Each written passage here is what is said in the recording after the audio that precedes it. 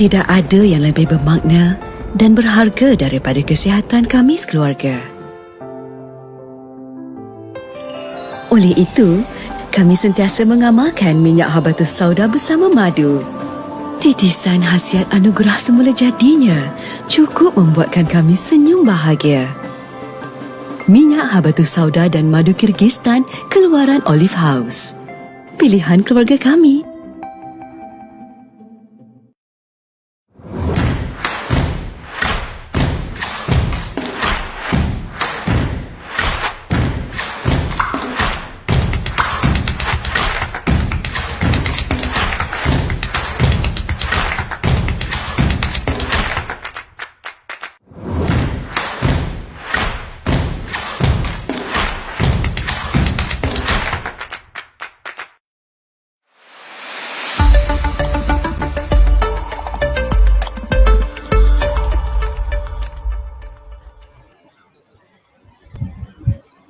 Assalamualaikum warahmatullahi wabarakatuh dan selamat hari tuan-tuan, puan-puan yang biasa mengikuti saya dalam Facebook Dr. Zubaidi Haji Ahmad dan juga blog saya drzubaidi.com. Hari ini kita bersiaran lagi untuk saya berkongsi pengalaman dan pengetahuan saya sepanjang 25 tahun menjadi pengamal perubatan am, iaitu doktor perubatan lah. Saya juga berkongsi pada kali ini dalam Facebook HQ Olive House. Jadi boleh buka antara sama ada nak buka Facebook saya ataupun boleh buka di Facebook HQ Olive House ya. Tajuk kita pada hari ini yang agak menarik sikit, iaitu tajuknya yang diberikan akibat makan berlebihan di hari raya. Ini berikutan dengan tidak berapa lama lagi kita akan menyambut hari raya ya. Jadi inilah masa untuk kita beringat sikit supaya apabila berhari raya nanti momentum kita untuk menjaga kesihatan di sepanjang Ramadan ini dapat diteruskan. Jadi pada bulan Ramadan ni mungkin di antara kita yang dapat menurunkan berat badan. Jadi tuan-tuan yang di rumah tu yang mengikuti saya tu agak-agak dah berapa kilo dah turun berat badan ya. Saya Alhamdulillah maintain lah 75 kilo daripada awal sebelum Ramadan sampai sekarang 75 kilo. Mungkin saya rasa itu yang paling minimum yang saya boleh minimum berat badan yang boleh saya capai, sebab BMI saya yang ideal pun 75 kilogram sebab tinggi saya 1.75 cm. Jadi nak dapatkan kurang daripada itu saya rasa mungkin agak mustahil. Sebab saya lihat pun tubuh saya sendiri pun dah banyak kehilangan lemak, terutama di punggung. Jadi duduk lama-lama pun rasa macam tak selesa. Di tapak kaki pun sama. Jadi dah fat ataupun lemak pada tapak kaki pun dah berkurangan. Jadi kadang-kadang itu menyebabkan rasa macam tak selesa bila berjalan tanpa memakai sebarang kasut yang mempunyai tapak yang tebal. Jadi itulah antara yang mungkin menjadi suatu benda yang agak bermasalah sikit apabila kita dah menurunkan berat badan, tapi saya mengambilnya sebagai positif sebab saya percaya apabila saya dapat menurunkan berat badan, saya punya tubuh menjadi lebih sihat dan juga lebih bertenaga berbandingan dulu 5 tahun lepas berat badan saya 105 kg. Alhamdulillah hari ini rakan-rakan saya tetap bersama hari ini berapa orang dah bersama saya dah. Alhamdulillah. Puan Azibah Sazali, Assalamualaikum doktor. Saya nak tanya macam mana nak atasi sembelit waktu puasa. Ini dah cerita tentang sembelit Okey, saya jawab sikit lah. Punca kita sembelit waktu berpuasa ni pertama sekali disebabkan kita kurang minum air. Sebab tu kalau kita nak berbuka nanti, kalau kita dapatlah buang air kecil kita akan dapati air kencing kita tu akan menjadi lebih pekat, lebih keruh, mungkin lebih berbau sikit. Itu menunjukkan bahawa kita kurang minum air. Sebab tu saya mencadangkan sejak saja berbuka nanti tuan-tuan sediakan 1 jug air yang berisi lebih kurang 2 liter untuk dihabiskan daripada awal berbuka nanti sehingga ke sahur. Jadi pastikan ada air, itu yang saya buat. Saya sediakan air, cukutin campur sikit dengan stevia ataupun madu. Saya akan habiskan sepanjang malam tu. untuk memastikan saya mendapat air minum yang mencukupi. Jadi bila kita dapat minum ni, jadi najis kita menjadi lebih lembut, mudah kita mengeluarkannya. Tetapi bagi mereka yang dah sembelit, dah sembelit ni dah agak sukar sikit lah. Kadang-kadang saya mencadangkan ambil minyak zaitun, minyak zaitun 1 atau 2 sudu, 1 kali atau 2 kali, sama ada sahur dan berbuka, dia akan membantu. Tapi bagi mereka yang dah terlalu, orang cakap tu dah terlalu keras najisnya, minyak zaitun pun dah tak cukup, dia terpaksa ambil jugalah cuka tin tu untuk membantu dia.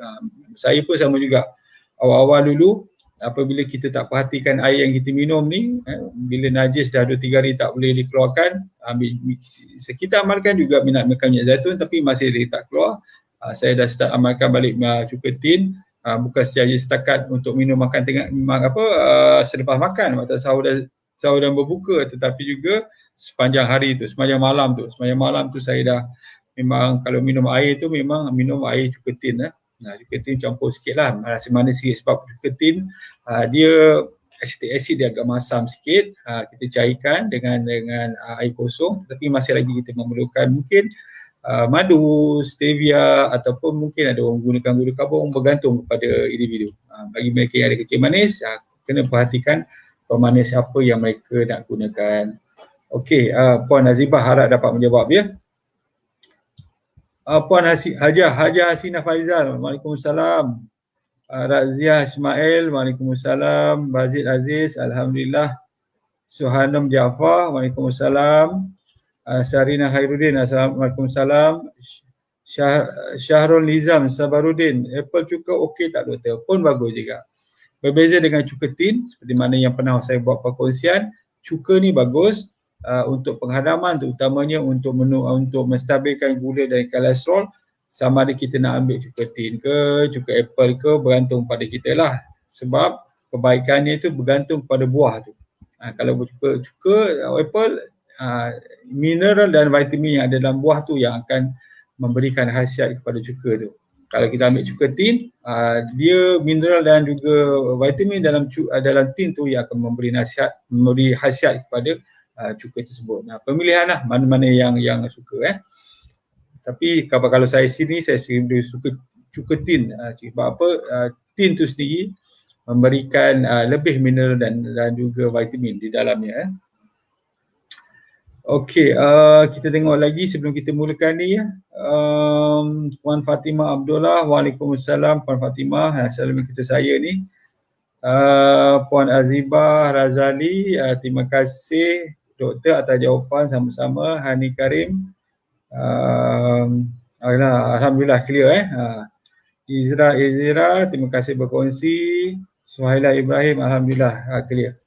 Jadi kita nak mulakanlah bila kita pertama sekali saya sebut tadi, apabila kita berpuasa kita berpuasa selalunya kita dah dapat turunkan berat badan. Bagi mereka yang mempunyai penyakit terutamanya darah tinggi mungkin dah menjadi berkurangan, lebih stabil, kita punya gula pun lebih stabil.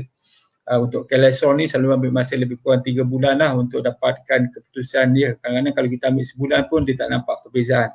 Tapi apabila kita amalkan berpuasa dengan cara yang betul, selepas 3 bulan kita nampak juga perbezaan dia. Jadi selalunya tekanan darah dan juga gula ni stabil bagi mereka yang ada penyakit ketika berpuasa. Jadi kita fokuskanlah bagi mereka yang ada penyakit.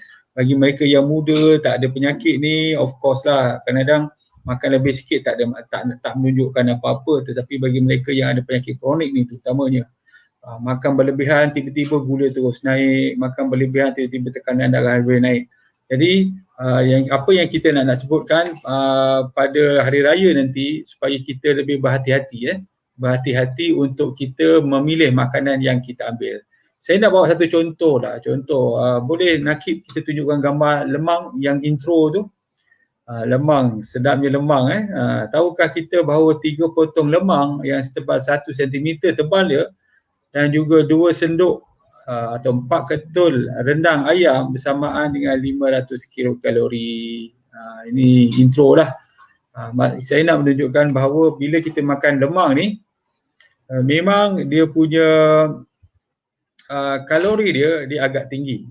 Kalau kita tengok Kita ambil 3 potong saja, 3 potong sikit dan juga sedikit lah, 1 sendok kecil rendang ayam atau mungkin rendang daging, lebih kurang dia punya nilai dia 500 kilokalori. 500 kilokalori ni sebenarnya adalah satu nilai yang untuk makanan yang kita makan, saya boleh beritahu untuk habit kita punya main meals, maksudnya hidangan utama kita. Selalunya kita mencadangkan kalau kita tidak berpuasa, kita boleh ambil waktu bersarapan, waktu makan tengah hari dan waktu makan malam ni lebih kurang dalam 500 kilokalori. Jadi mungkin in between tu kita mungkin ada ambil kacang sikit, kita ambil kuih sikit dan sebagainya, dia akan menambah.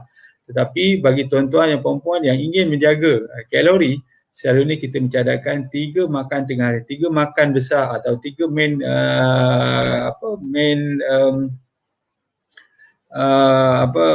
main menu lah, maksud saya kita makan waktu sarapan, tengah hari dan makan malam ni bacaan kalori dia lebih kurang 500 kalori. Jadi kalau kita waktu pagi tu kita boleh makan yang ini, tetapi nak beritahu jangan berlebihan sebab dia akan memudaratkan. Nanti kita akan tunjukkan lagi apa yang saya nak kongsikan juga adalah tentang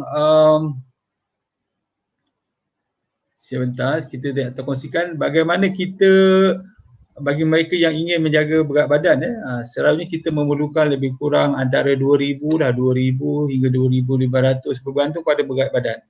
Yang itu kalau orang tu nak maintain berat badan dia. Tetapi kalau orang tu nak mengurangkan berat badan dia, dia boleh seorang yang aktif tu perlu mengambil lebih kurang dalam 1,800 untuk memaintain ataupun untuk mengurangkan berat badan dia.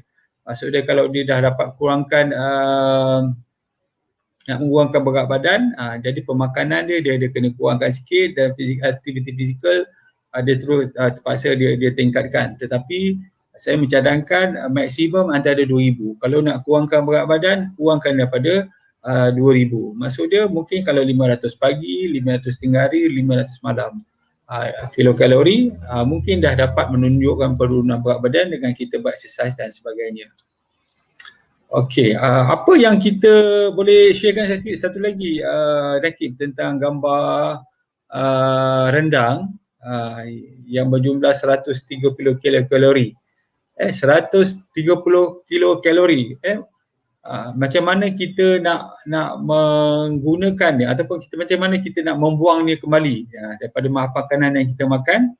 Macam mana kita nak membuangnya kembali, kita terpaksa berjalan sekurang-kurangnya 35 minit, berjoging 15 minit ataupun mengayuh basikal selama 20 minit. Sebab tu penjagaan pangan penting ni. Kita dah seronok sangat makan, tetapi badan kita ni kalau kita tidak menggunakan tenaga, apabila kita tidak menggunakan tenaga, kita tidak membuat aktiviti fizikal, apa yang berlaku, insulin akan perlahan-lahan akan meningkat dan menyebabkan makanan-makanan yang kita makan tadi tu akan ditukarkan menjadi fat. Sebab tu kita kena berhati-hatilah dalam pemilihan makanan. Nanti kita akan sebut juga tentang bagaimana kita nak memilih makanan sewaktu hari raya. Okey, kita tengok pada rakan-rakan kita yang berada di sini. Saya minta maaf sekali lagi jika saya tidak dapat membaca nama tuan-tuan dan puan-puan, mungkin saya terlepas pandang.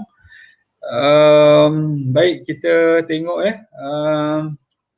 Fazil Jaafar, sembelit boleh tak ambil yogurt? Boleh. Untuk sembelit ni sebenarnya pelbagai cara orang mengambil sesuatu untuk mengurangkan dia. Cuma yogurt ni apabila dia dah sembelit, dia agak lambat sikit lah, dia tak cakap tu tak mudah untuk keluar, kecuali kalau kita ambil minyak zaitun campur dengan cuka tin ke, cuka apple ke, yang tu memang dia akan cepat. Saya berpengalaman sendirilah, tapi kalau dah keras, makan yogurt ni dia agak sukar. Bagi mereka untuk mencegah, boleh makan yogurt. Dan kalau masa saya di klinik dulu, kita selalu bagi untuk orang yang sembelit ni like tulis. Like tulis ni dia lebih kurang macam air bergula begitulah. Apabila kita ambil makan, masuk ke dalam kita punya usus, bakteria dalam usus akan mengeluarkan lebih banyak fermentasi, akan melakukan fermentasi akan menghasilkan gas yang lebih banyak. supaya apabila gas yang banyak dia akan kita punya usus besar tu dia akan meregang, dia akan mengembang, menyebabkan dia akan kontrak balik dan mudah buang air besar. Dan juga kita bagi juga kita panggil dia minyak sintetik, iaitu Allahumma salli Muhammad. Apa nama dia yang untuk mengeluarkan najis mudah tu. Saya pun dah lupa dah. Tapi saya lebih suka kalau kita bagikan minyak zaitun ataupun mungkin minyak kelapa dara. Sebab apa? Selain daripada kita mendapat kebaikan untuk merawat sembelit, minyak zaitun ni pun bagus untuk tubuh kita, untuk mencantikkan kulit, untuk kolesterol kita, untuk stabilkan gula, untuk mencegah kanser dan sebagainya. Jadi kita ambil tu bukan saja untuk masalah sembelit tetapi untuk masalah-masalah yang lain. Boleh juga ambil yogurt. Kalau tak boleh, ambil lah. Cuba contoh tambahlah sikit dengan minyak zaitun ataupun dengan cukup buah-buahan. Sarina Khairuddin, Ipoh clear, terima kasih. Okey, kita mulakan lagi. Memang kebanyakan kes apabila musim raya ni, musim raya ni, apa yang berlaku ialah kita terutamanya lah, saya dah cakap di awal tadi, kita akan kehilangan antara 3 hingga 5 kilo. Itu biasa. Orang yang betul-betul berpuasa sepanjang Ramadan ni, dia jaga makan, dia mungkin membuat aktiviti fizikal, tapi selalu jaga makan pun dah cukup, dia akan kehilangan antara 3 hingga 5 kilogram. Yang ini biasa.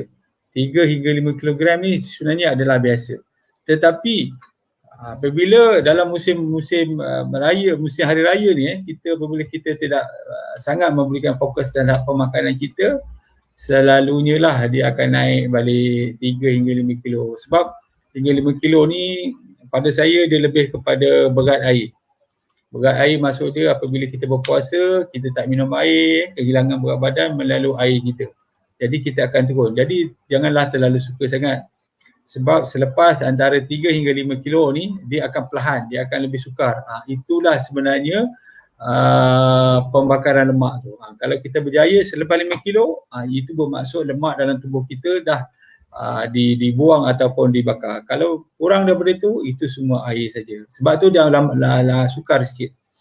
Ada seorang teman saya bertanya, kenapa lepas 5 kilo lambat kita nak turunkan berat badan? Memang sebab lepas 5 kilo memang tubuh kita ni dia akan cuba adjust balik untuk menyimpan lemak, dan tubuh kita ni memang diprogramkan supaya kita simpan lemak agar digunakan dalam proses, dalam emergency, dalam kebuluran, dalam keadaan kita tak ada makanan dan sebagainya. Sebab tu dia akan menyimpan lemak. Memang tendensi dia, keupayaan dia, dia punya kehendak tubuh kita untuk menyimpan lemak dalam tubuh. Sebab tu 3 hingga 5 kilo ni sebenarnya air. Tak ada apa sebenarnya. Lepas tu barulah lemak. Jadi bagi mereka yang mengamalkan diet intermittent fasting, seperti saya, kemungkinan selepas raya ni kita boleh amalkanlah semula. Seperti mana yang kita tahu, ada yang disebut sebagai Islamic intermittent fasting pula tu. Maksud dia apa? Maksud dia bila kita berbuka nanti, kita minum air kosong saja. Nanti selepas pukul 9 nanti, 9 malam barulah kita makan seperti biasa. Jadi kalau tuan-tuan hendak melakukan puasa Syawal nanti, sama juga dengan puasa bulan Ramadan, iaitu kita boleh berpuasa start daripada pukul 5.30 tu lebih kurang, kita bersahur, sehingga pukul 7.30 lebih kurang kita berbuka, tetapi berbuka air. Kemudian pukul 9, 9.30, selepas 16 jam barulah kita mengambil makanan-makanan yang lebih berat sikit-sikit. Itu cara untuk kita mengekalkanlah kita punya momentum. Sebab apa? Sebab bila kita bulan puasa ni, kita dah biasa, orang cakap tu, biasa berlapar.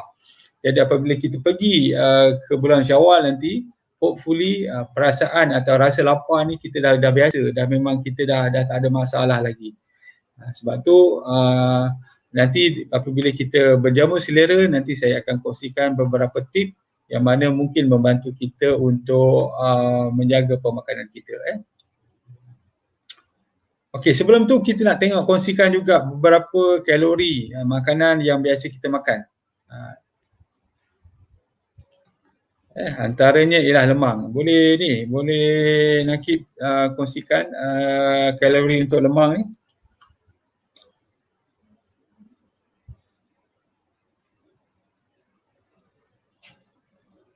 Jadi kalau contoh kita ada hidangan macam tadi lebih kurang 3 keping tiga keping lemang. Lepas tu kita ada lebih kurang rendang sedikit, 1 sendok, kemungkinan kita ada pisang. Kalau kita nak adakan fiber dalam tu, kemungkinan lebih kurang 500 kilokalori. Ataupun kalau nak untuk lebih tepat lah menurut perangkaan atau angka yang ditunjukkan ialah 492 lebih kurang 500 Jadi 500 kena fahamlah 3 keping lemang dan 1 sendok rendang ni pun sudah mencukupi untuk keperluan kita. Jadi masalahnya ialah kita macam orang cakap tu craving kan, kita nak benda-benda yang yalah kita dah lama berpuasa 30 hari, benda-benda ini kemungkinan dia akan menyebabkan kita mengambil lebih. Jadi untuk mengurangkan dia mengambil lebih, nanti saya akan kongsikan beberapa tips. Kemudian kita tengok selain daripada tu, mungkin ada nasi dagang, Nakib. Nasi dagang ke, sate ke, berapa kilokalori dia.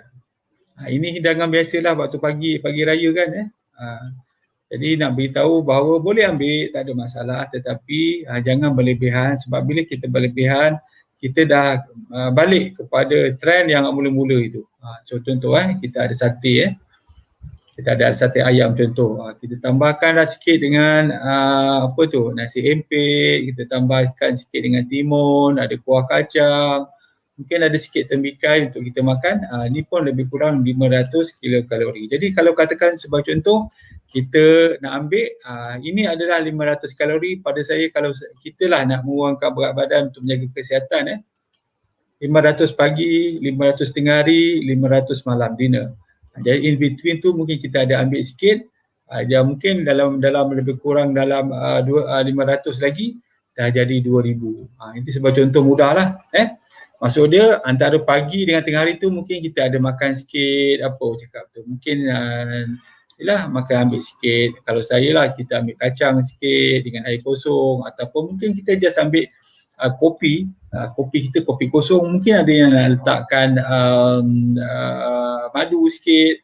Waktu petang kita minum kopi lagi, ataupun kita minuman yang bersama dengan kuih-kuih sikit, 2-3 keping kuih, dia meningkatkan kalori. Saya rasa pun dah mencukupi. Kita tengok gambar lain, Akib. Ada gambar lain, gambar tentang nasi dagang.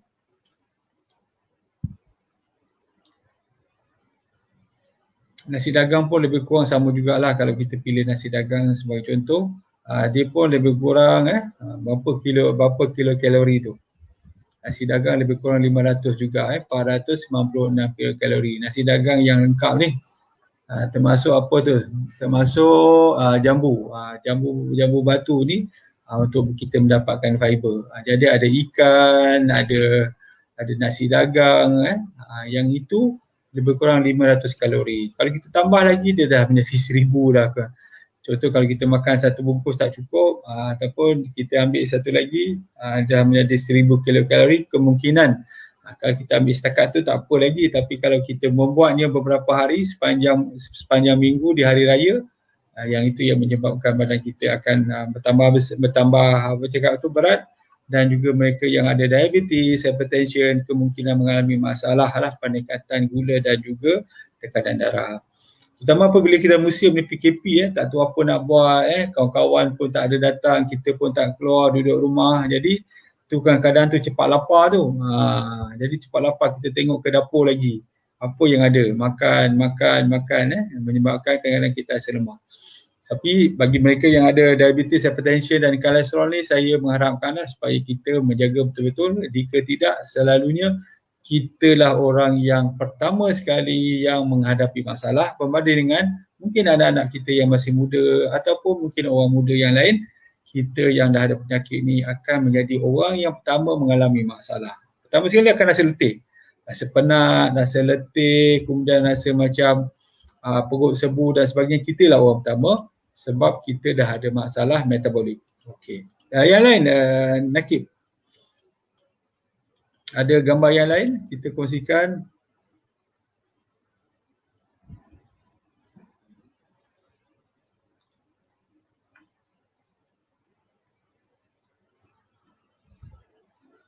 Nasi empit. Nasi empit ni kalau di Johor kita panggil dia lontong.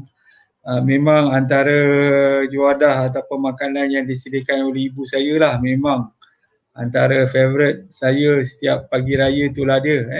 Ada nasi empit, lepas tu ada kuah lodeh dia, lepas tu ada sambal kacang, ada telur. Di sini ada sedikitlah sekian batu sebagai bekalan fiber. Lebih kurang 500 kilokalori. Maksudnya kalau kita ambil berapa tu 5 biji nasi empit tu dengan mungkin satu sendok atau 2 sendok kuah lodeh tu, dia pun dah lebih kurang 500 kilokalori. Jadi kalau saya berpendapat kalau kita dah berpuasa ni kita dah tiba-tiba nak makan kuah lodeh ni, memang satu hidangan tak cukup ni, kemungkinan kita bertambah. Jadi apa yang kita nak buat untuk mengurangkan dia?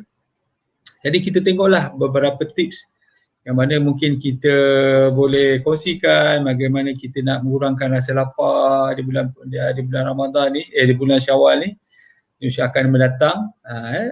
Kerana sebab apa, kita faham apabila kita makan berlebihan, dia akan mendatang keburukan kepada kita, terutama bagi mereka yang dah ada penyakit.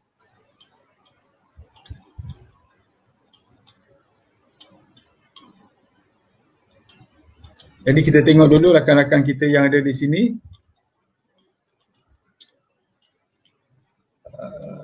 Norishima Abdul Wahab, saya baru lepas operate appendix. Serius ni.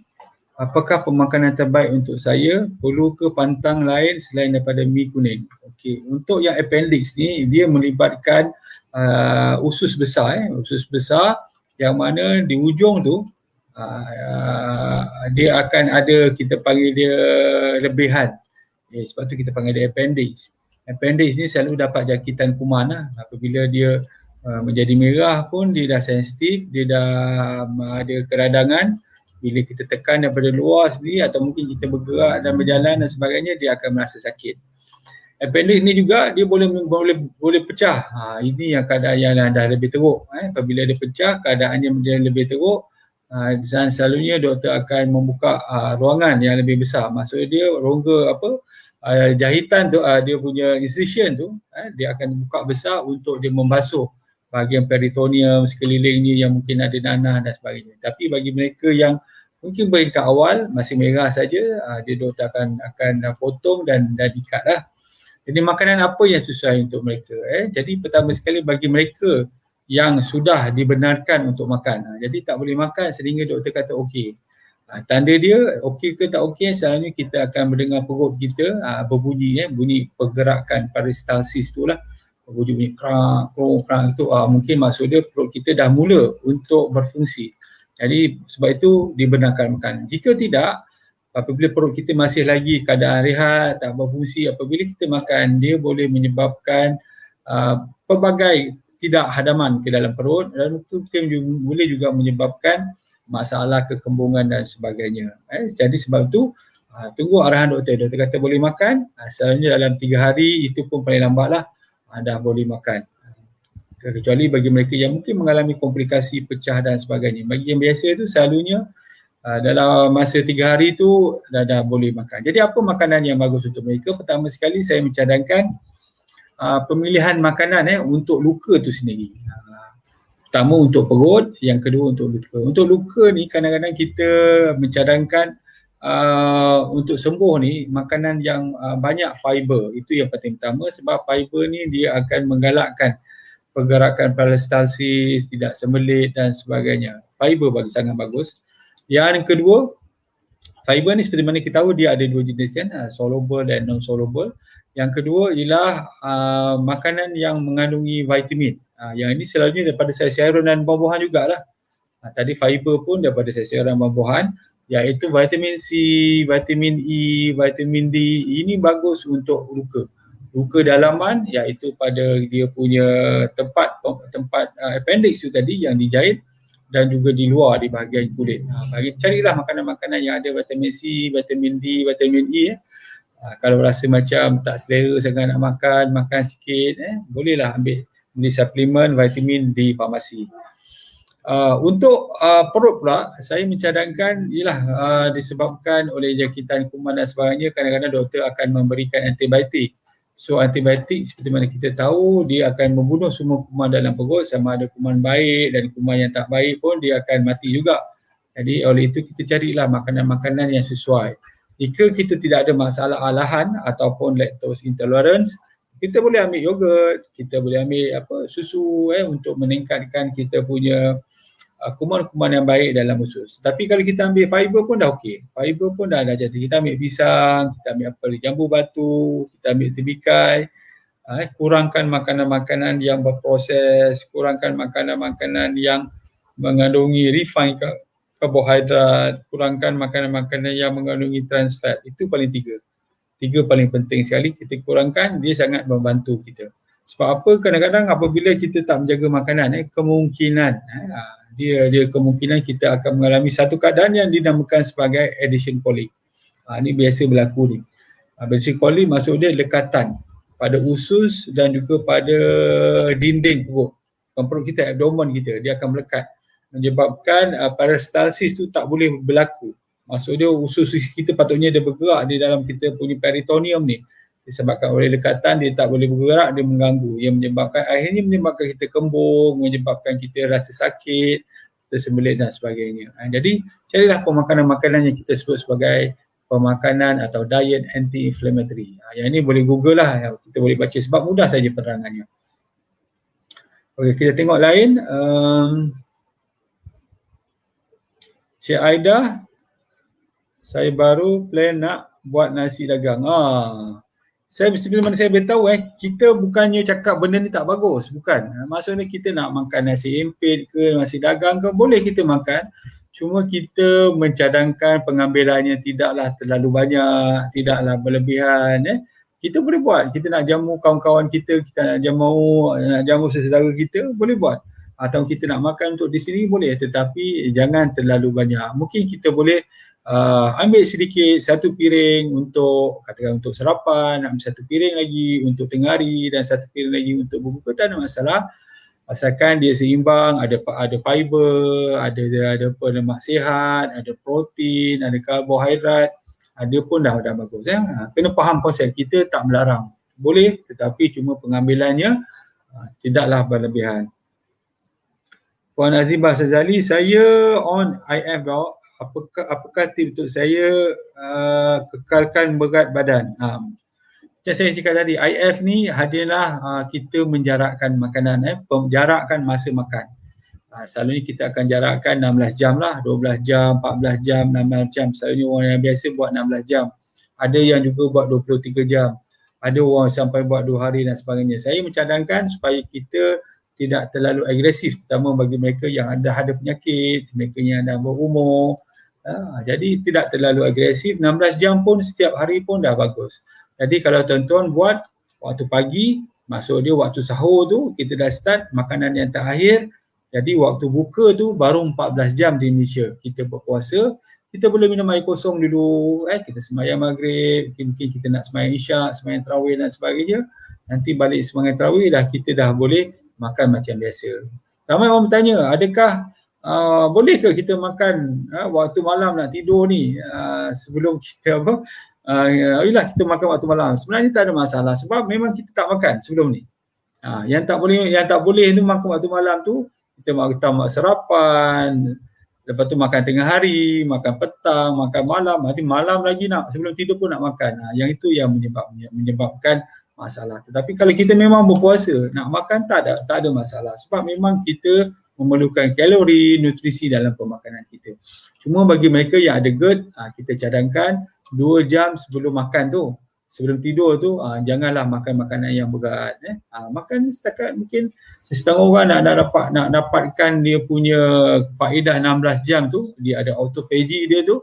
Bolehlah makan sikit saja, roti sikit, biskut, nanti malam, besok pagi barulah kita makan, pukul 5 nanti barulah kita makan makanan yang real meal, maksudnya makanan yang betul-betul. Jadi dengan itu nampak akan penurunan berat badan yang akan sangat ketara. Selalunya lebih daripada 5 kilo, mungkin dalam 7 kilo, 6 kilo, begitulah bergantung pada cara dia makan. Kalau nak buat last meal waktu malam, rasanya tak sesuai bulan Ramadan sebab kecuali kalau kita nak buat 23 jam. Nak buat 23 jam tu bolehlah, tetapi itu pun saya tak cadangkan buat setiap hari. Jadi untuk yang setiap hari yang selamat, yang disebut sebagai Islamic intermittent fasting, itulah dia. Sebenarnya benda ni kita dah lakukan, kita tak sebut pun Islamic diet intermittent fasting. Sebab biasanya atuk-atuk saya dulu pun orang lama pun nak meluangkan masa untuk beribadat, selalunya bila berbuka pun ambil makan lebih kurang je, ambil makan sikit, lepas Isyak nanti baru makan sikit lagi. Mereka dah cukup sebab mereka nak gunakan masa yang ada tu untuk beribadat. Jadi sini bukan satu benda yang pelik sebab memang orang lama pun dah lakukan dan dia selamat. Yang tak selamat ni apabila kita tak makan langsung berminggu-minggu, yang itu disebutkan kebuluran. Itu bukan puasa. Puasa mesti ada waktu makan dan waktu tak makan. Yang ini memang selamat. Okey, kita tengok lagi.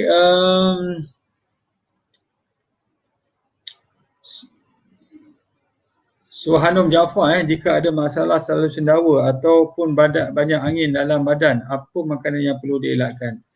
Okey, kalau kita sendawa ni selalunya apa yang berlaku, terdapat banyak angin dalam perut, stomach kita, stomach. Banyak sangat angin disebabkan kemungkinan sama ada pemakanan kita ataupun kita menelan angin terlalu banyak.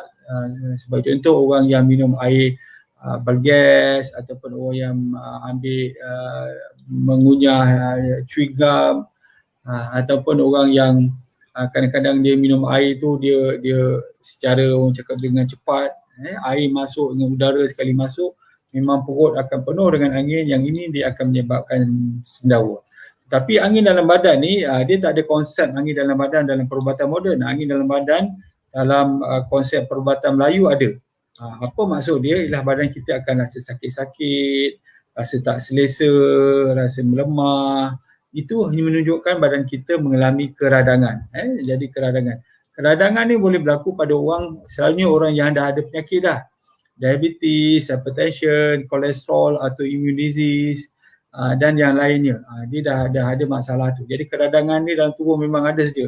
Dia menyebabkan kadang-kadang badan bahu sakit, kadang-kadang lutut sakit, kadang-kadang perut tak selesa, kadang-kadang otot-otot kaki sakit. Ini semua disebabkan keradangan. Jadi apa makanan yang perlu kita makan untuk mengurangkan keradangan? Dia ada satu diet, konsep diet yang kita sebut sebagai diet anti-inflammatory ataupun diet anti keradangan, yang mana kita makan makanan yang mengandungi banyak vitamin, contoh vitamin C, vitamin E, vitamin D. Lepas itu kita kurangkan makanan-makanan yang mempunyai gula, kurangkan makanan yang mengandungi trans fat, makanan yang mengandungi banyak processed food, kerana ini semua dia akan menyebabkan keradangan bertambah. Jadi kita banyak minum air, banyak sayur, banyak buah-buahan. Kemungkinan kita cadangkan juga ambil sedikit suplemen yang kita boleh dapat daripada farmasi untuk mengurangkan keradangan tubuhnya seperti vitamin C, vitamin E dan vitamin D. Itu sebagai secara ringkas lah, secara basic. Jadi bagi mereka yang ada macam tak selesa badan tu, otot. Yang itu yang mungkin kita sebut sebagai angin dalam tubuh. Tapi kalau dia berada dalam perut, dia ada sendawa dan sebagainya, mungkin kita cek kita punya pemakanan. Ada setengah orang tu dia ada tak perasan yang dia mengalami masalah keradangan.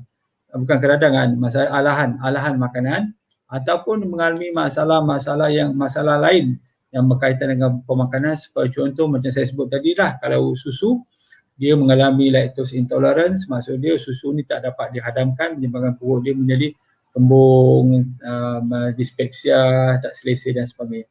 Tapi bagi mereka yang sebagai contoh ada masalah, tak ada masalah, kemungkinan dia mengalami alahan yang mana dia tak perasan.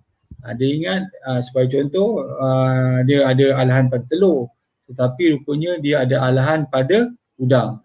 Jadi bila dia makan sebagai contoh mie rebus, dia minta kata saya tak nak telur. Jadi itu kau masak, buatlah makanan ada udang dan sebagainya, rupanya masalah dia mengalami masalah dengan udang yang dimakan. Contoh dia begitu. Ada juga orang yang mengalami kita panggil dia late hypersensitivity. Yang maksud dia apa? Maksud dia sebelum ni dia okey je makan. Dia tak ada masalah alahan pada makanan, tetapi apabila dia semakin tua, semakin berumur, semakin berusia, benda ni datang. Dia bila makan je perut dia pula rasa kembung, tak selesa. Itu yang kita panggil dia late hypersensitivity terhadap pemakanan. Jadi itu bergantung kepada orang. Sebab tu kena buat pemeriksaan, kena bertanya dengan orang yang faham, dengan doktor dan sebagainya supaya isu ini dapat diselesaikan. Sarina Khairuddin, doktor boleh jelaskan tentang hormon diet hormon. Kalau bahasa Inggeris hormon diet ataupun kita sebut diet hormon. Diet hormon ni sebenarnya kebanyakan diet ni dia lebih kurang saja. Dia anti-inflammatory untuk diet ni, untuk hormon diet ni dia cuba untuk memberikan keseimbangan hormon. Yang ni tajuk dia sebenarnya panjang sebenarnya. Dia lebih detail. Kita ada hormon daripada atas ya thyroid.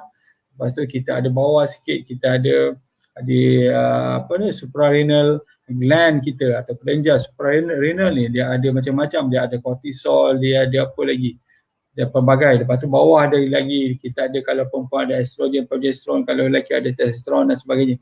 Semua keseimbangan ni tuan-tuan dan perempuan dia tak macam terpisah, dia macam equivalent, dia macam keseimbangan. Bila kita kacau satu benda lain juga akan terkacau. Sebab contoh dia dalam contoh dalam sawah padi kita ada padi, subur padi. Bila subur padi apa yang berlaku? Terdapat pula banyak tikus. Bila banyak tikus, pengeluaran padi kita akan menurun. Apa yang kita nak buat ialah kita nak buang tikus, kita nak tangkap tikus. Dengan cara sebagai contoh kita bagi racun kepada tikus. Bagi racun pada tikus mati, tetapi pada masa yang sama kemungkinan kita akan merosakkan pula keseimbangan dekat situ. Mungkin racun itu juga akan membunuh sebagai contoh ikan-ikan yang ada di dalam tu. Dia akan juga membunuh mungkin serangga-serangga yang menyebarkan pendebungaan pada padi dan sebagainya. Jadi ini apabila kita membuat sesuatu secara drastik ataupun secara keterlaluan dia menyebabkan ketidakseimbangan. Jadi diet hormon ni sebenarnya untuk merangsangkan hormon dalam tubuh. InsyaAllah kita akan cerita di lain kali sebab dia agak panjang. Cuma saya nak beritahu bila kita ambil diet tu dia akan memberikan keseimbangan. Tetapi secara basic dia sama saja, iaitu kita tidak mahu ada keradangan di dalam tubuh kita. Makanan-makanan yang perlu kita ambil, banyakkan makanan sayur-sayuran, makanan buah-buahan, ada sikit fermentasi, makanan-makanan fermented food yang membantu kita mendapatkan keseimbangan hormon dalam tubuh. Itulah saya jelaskan secara ringkas je. Siti Norin, doktor, kalau hari raya kita makan tempeyek, kerepek, okey tak ganti kuih raya yang manis-manis? Okey, untuk kuih raya pun kalau kita tengok, tuan-tuan tengok nakik pada gambar kuih raya tak? Kita tengok nilai kalori dia, tak nanas. Ataupun tak nanas ni lah yang saya agak minat Satu, cuba kita tengok dia punya berapa banyak kalori dalam satu biji tak.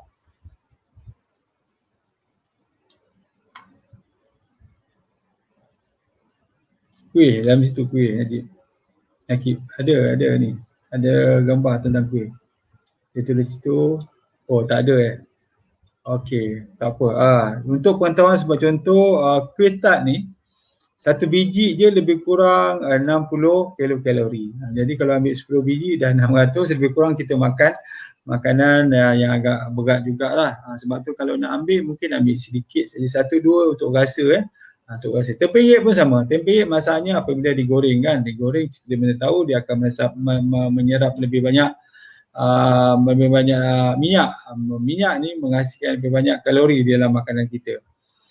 Cuma masalahnya ialah apabila kita beli tempeyek dan sebagainya, kita bimbang bukan setakat minyak saja tetapi jenis minyak iaitu trans fat, sebab menggunakan minyak yang digunakan atau yang dipanaskan berkali-kali. Sebab tu kalau nak makan mungkin satu biji, 1 keping, 2 keping dia akan okeylah, tetapi kalau banyak sangat kemungkinan dia akan menyebabkan kita mengambil kalori terlalu banyak ataupun dia akan menyebabkan trans fat kita, kolesterol kita akan meningkat. Okay, kita sambung bagaimana kita ada lebih kurang 15 minit lagi, bagaimana kita nak tips-tips bagaimana kita nak mengurangkan hari raya nanti. Jadi kebiasaannya kita nak makan ni, saya mencadangkan bila kita nak pilih makanan lah, terutama waktu raya ke, waktu pagi raya ke, waktu tengah hari atau waktu malam, ataupun kita ada jemputan di rumah kawan, di rumah saudara dan sebagainya, tak lebih daripada 20 orang, kita bila tengok banyak makanan tu, tip tambah sekali ialah kita kena lihat semua makanan sebelum kita membuat keputusan untuk memilih makanan yang kita ingin makan. Jadi kita kena round dulu, tengok agak apa yang kita nak makan. Jangan kita nampak je sebab contoh sate, kita ambil sate. Lepas tu kita nampak kuih lodeh, kita ambil pula nasi empit. Lepas tu kita nampak, dia akan menambah, dia akan menyebabkan bukan tak bagus, tetapi bagi mereka yang ada penyakit ni lah saya sebut, memang payah nanti. Susah sangat. Bagi mereka yang muda, mungkin 20-an, mungkin awal 30-an masih sihat, tak ada masalah. Tetapi bagi mereka yang ada penyakit, inilah saya nak beritahu. Kena tengok dulu, pilih apa kita nak makan kali ni. Jangan makan semua. Kita pun dah macam saya umur 50 tahun, kita dah makan macam-macam lah. Kita dah puas makan dah sepanjang berapa tahun tu.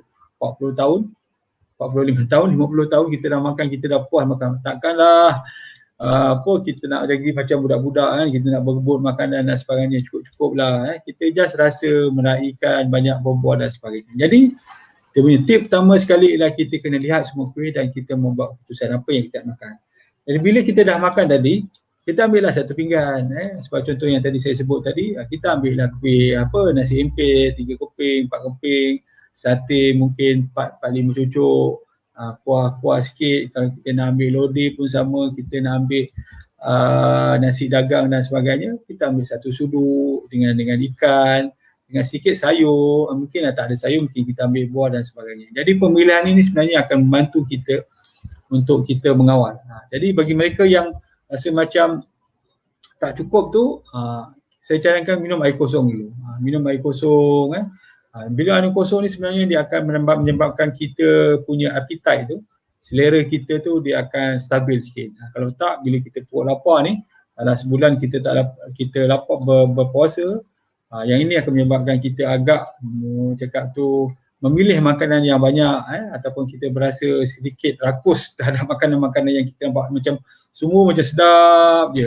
Jadi salah satu teknik yang saya pernah baca, seorang artis ni dapat maintain berat badan, dia kata dia memang ambil semua sekali makanan-makanan yang ada, tetapi dalam kuantiti yang sikit. Sebab contoh, kuih 1 biji, 1 cucuk sate, ambil sikit kuah lodeh, ambil sedikit satu cube nasi empit, macam gitu. Dia ambil sikit-sikit, nak rasa-rasa je.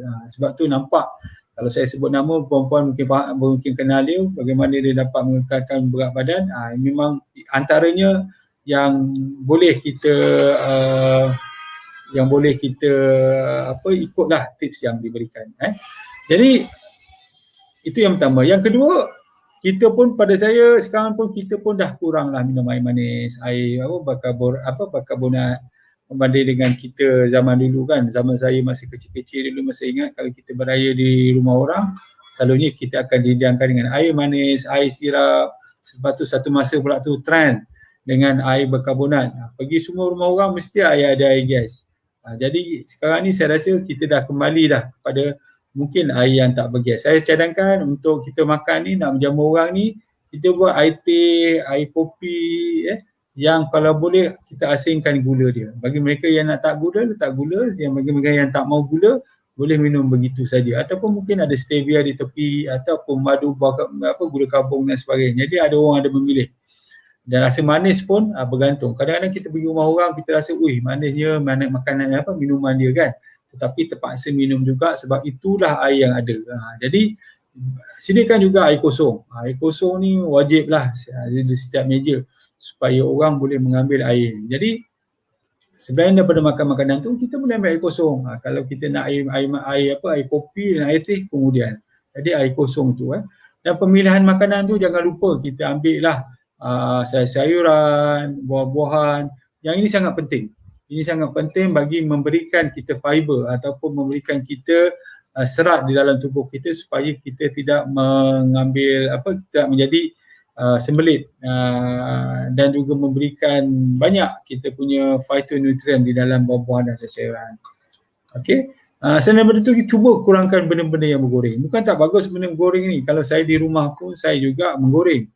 Goreng ayam, goreng keropok dan sebagainya. Tetapi kadang-kadang apabila kita beli makanan-makanan yang bergoreng ni, kerepek macam sebut tadi, kita kerepek, tempeyek dan sebagainya, mereka menggunakan minyak yang digunakan berulang-ulang kali. Mungkin dah 10 kali, mungkin dah 15 kali minyak yang sama digunakan. Jadi inilah yang kita nak cuba elakkan, transfer. Dan juga kemungkinan minyak tu dah terlalu cakap tu dah terlalu tak bersih, boleh menyebabkan pula mencetuskan pula kanser pada usus. Jadi kalau kita masak sendiri, kita boleh agak berapa kali kita menggunakan minyak tu. Tapi mungkin di luar, mungkin kita suka agak sukar. Jadi secara rulesnya secara am, benda-benda yang bergoreng ni kita kurangkan. Jadi kita dapat mengurangkan tu lah.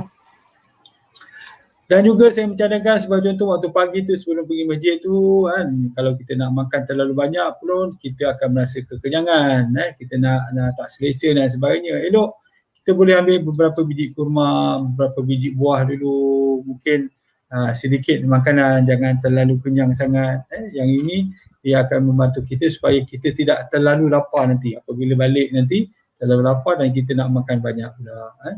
Jadi saya rasa saya akan menjawab beberapa soalan lagi sebelum kita menamatkan perkongsian kita pada hari ini. Puan Sarina Khairuddin, okey, terima kasih atas pencerahan tadi. Puan Mary, Doktor, adakah alergik sering dikaitkan dengan apa yang kita makan? Okey. Alergik ni memang alergik ni seperti mana saya beritahu selalu, genetik dan juga persekitaran. Maksudnya genetik ni kalau ibu bapa kita ada masalah alergik, sama alergik ni sama ada alergik pemakanan, alergik habuk ataupun alergik benda-benda lain, selalunya lah disebabkan oleh faktor genetik tu. Faktor genetik lebih kurang memberikan kalau seorang tu kata mak dia ada masalah alergi, jadi 50% kebarangkalian untuk anak mendapatkan alergi. Kalau mak dan ayah ada alergi, 75%. Ada anak yang okey tetapi dia membawa dia adalah carrier. Maksud dia cucu dia nanti atau anak kepada anak ni tu yang akan mengalami alahan. Sebab tu jangan heran tengok dia tak ada apa-apa. Anak-anak yang lain ada 2-3 orang ada alahan, yang ni tak ada apa-apa tetapi dia mungkin pembawa yang seterusnya. Jadi persekitaran tu mungkin dia makanan, mungkin dia habuk, mungkin dia apa lagi, sejuk pun ada setengah orang tu bila dia sejuk dia mengalami ruam pada tubuh dia, ataupun mungkin disebabkan oleh chemical yang berada di luar dan sebagainya. Tetapi kebanyakannya adalah disebabkan oleh makanan. Apa ni atau apa yang menyebabkan berlakunya alergik? Alergik ni dia begitu puan. Pertama sekali dalam tubuh dia dah ada, kita panggil dia alergik genetik ataupun faktor keturunan. Apabila dia terdedah kepada kita panggil allergen ni. Contoh dia contoh dia makanan lah mudah. Orang ni memang dah ada alergik pada ada genetik alergik pada kacang. Tetapi dia tak ada alergik lagi, tetapi daripada kecil dia dah didedahkan dengan kacang bila dia makan dia dah trigger untuk mendapatkan alergik, dan seterusnya dia akan ada lagi setiap kali dia makan. Jadi kalau yang ada alergi, ada genetik alergi tetapi dia tidak terdedah, kemungkinan dia tak mengalami. Tetapi apabila dia dah makan atau terdedah, dia akan trigger untuk jadi alergi. Saya harap puan faham. Alergik yang saya masukkan adalah tangan luka seperti gelembung cecair. Ini serius. Selalunya ada gelembung air ni, selalunya kita bimbang disebabkan oleh masalah chemical ataupun masalah ubat. Setengah ubat tu alergik. Sebagai contoh, orang yang mengalami alergik ubat yang mengandung sulfur sebagai contoh, bila dia makan dia mengalami alergik sampai ada gelembung ataupun ada lepuhan pada tangan dan sebagainya. Yang ini agak serius. Selalunya orang akan rasa gatal, akan rasa ruam, tetapi kalau ada lepuhan tu juga agak serius. Nur Aini, doktor, macam mana nak hindari makanan yang berulang-ulang. Makan yang berulang. Itulah pertama sekali. Makan berulang-ulang ni pertama sekali apabila kita makan makanan yang mengandungi refined karbo. Banyak kuih. Sebab tu kalau nak makan kuih, kita tunggu kemudian. Makan dulu makanan biasa, minum air, makan buah, banyakkan sayur. Lepas tu di akhir ni baru kita makan kuih. Kalau kita lapar-lapar, kita lapar sedang lapar, kita duduk, kita ambil kuih dulu, tak nas, ada nas sebagai contoh, memang satu balang pun tak cukup. Sebab apa? Sebab apabila gula tinggi, dia menyebabkan kita rasa lebih lagi, craving tu lebih lagi. Kalau pendengar perkongsian saya tentang sugar craving tempoh hari, apabila kita mengamalkan makanan refined karbo ni, contoh yang bergula, tepung, yang ini akan menyebabkan kita akan rasa lebih lapar. Jadi pertama sekali minum air, ambil sayur, ambil buah dulu, makan macam biasa dulu. Kemungkinan nak ambil kuih-kuih ni kemudianlah, last sekali Azibah Razali, doktor, betul ke kurma tak bagus diambil untuk orang yang IF? Tak ada masalah pun. IF ni kita faham bahawa dia adalah penjarakan makanan. Maksudnya waktu puasa memang tak boleh makan IF, tak boleh makan kurma. Sebab kita sedang dalam fasa puasa. Dalam fasa makan. Dalam fasa makan kita boleh makan.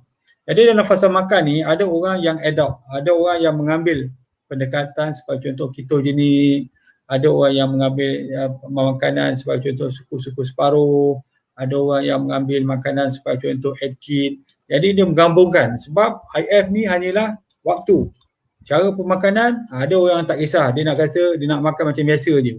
Ada orang yang ambil suku-suku separuh, healthy flat plate, ada yang ambil ketogenik, ada yang ambil sebagai contoh Atkins. Jadi gabungan-gabungan ni yang menyebabkan, yang akan menentukan sama ada berat badan kita akan cepat turun atau tidak. Jadi kurma ni bagus dari segi dia banyak fiber, sebab tu walaupun dia manis, glycemic index dia agak sederhana berbanding dengan tembikai. Tembikai walaupun dia manis kan, tetapi glycemic dia juga tinggi. Jadi kurma memang bagus untuk kita makan ketika waktu tidak, maksud saya waktu makan lah, ketika melakukan dari IF. Saya cadangkan guna air fryer, boleh jugalah, tetapi itulah air fryer ni pun ada juga kontroversi dia. Jangan, maksud dia jangan terlalu obses sangat dengan benda-benda macam ni. Nanti kita bincang mungkin lain kali. Azibah Sazali, doktor, betul ke kurma ni? Saya dah jawab. Maksud saya dalam keto diet. Kalau keto diet memang tak boleh lah kurma, sebab kurma ni adalah karbohidrat. Keto diet ni sebenarnya dia hanya mengambil karbohidrat lebih kurang 10% saja daripada keseluruhan makanan dia. Kebanyakan dia mengambil lemak dan juga protein. Lemak, protein, karbo sikit dia, 10%. Maksud dia kalau makan nasi tu saya boleh cakap lah lebih kurang 1 atau 2 sudu nasi je. Macam itu. Apatah lagi makanan ataupun buah-buahan yang mengandungi gula yang tinggi ataupun manis, kurma dan lain-lain, dia menyebabkan pengambilan karbo atau mengganggu proses tu. Jadi untuk yang IF tak ada masalah. Cuma yang belakang tu, tambah keto tu yang rasa memang tak sesuai untuk dia amalkan. Jadi kena, IF adalah merujuk kepada waktu makan, penjarakan makan. Sementara bila dia nak makan, konsep healthy plate, konsep suku-suku separuh, konsep keto diet, konsep Atkins diet, konsep apa lagi? Macam-macam lah Mediterranean diet, ataupun mungkin dia tak kisah waktu makan dia nak makan macam biasa. Semua ini akan menentukan bagaimana keberkesanan untuk menurunkan berat badan dalam jangka masa yang sihat, yang singkat. Jadi saya rasa puan boleh faham. Puan Mary, terima kasih dok, thank you doktor, very welcome. Dapur Uyun, nenas elok ke untuk orang yang berdiet? Nenas tu saya cakap tadi, bila nenas ni dia mempunyai karbo yang tinggi tetapi glycemic index dia agak sederhana. Jadi kalau kita nak berdiet nenas saja agak weird, agak pelik sikit. Sebenarnya orang sebagai contoh buat IF, bila makan mungkin ambil sikit nenas sebagai apa? Sebagai sumber karbo dia, sebagai contohlah sumber karbo dia. Tetapi untuk orang keto dia tak boleh ambil sebab dia mengandungi karbo yang tinggi berbanding dengan makanan-makanan keto yang lain. Jadi dia tak ambil. Gitu. Jadi bergantunglah perempuan nak macam mana. Saya dulu sebagai contoh dulu saya pernah buat diet betik. Diet betik ni macam mana sebab betik masa dulu murah, 1 kilo RM2. Jadi saya beli betik banyak betik. Lepas tu saya bawa untuk bersarapan, saya bawa pergi kerja, ke klinik, potong. Saya makan betik je daripada pagi sampai ke malam. Jadi dalam sebulan tu saya boleh turun lebih kurang 10 kilo. Tetapi kena faham betik ni hanya membekalkan sebahagian daripada nutrien. Jadi dia tak boleh amalkan terlalu lama. Kalau sebab apa, betik ni ada juga vitamin, ada juga karbo, ada juga vitamin, ada juga lemak yang sikit dan juga protein yang sikit. Tetapi kalau kita ambil macam saya buat tu memanglah turun berat badan, tetapi kemungkinan kita akan menyebabkan rasa lemah, rasa letih, kita punya otot mungkin akan mengecut dan sebagainya. Jadi untuk ambil sebahagiannya okey, maksud dia kita ambil betik sebagai contoh 2-3 potong ketika kita makan. Itu membantu. Yang itu memang dia akan memberikan cakap nutrisi yang selengkapnya. Tetapi kalau kita ambil betik saja, kita bimbang dia tidak seimbang dan juga mungkin juga akan menyebabkan kita rasa letih, rasa penat dan sebagainya. Okey, diet keto macam mana Puan Rosemary? Macam saya sebut tadi Puan Ras, diet keto ni mengambil lebih kurang 10% saja daripada karbo. Jadi nak juga tahu apa dia karbo. Jadi saya ingat kita bincangkan pada hari yang lain. Jadi keto diet ni sebenarnya dia makan selain daripada benda yang berkarbohidrat. Dia tak makan benda berkarbohidrat ni.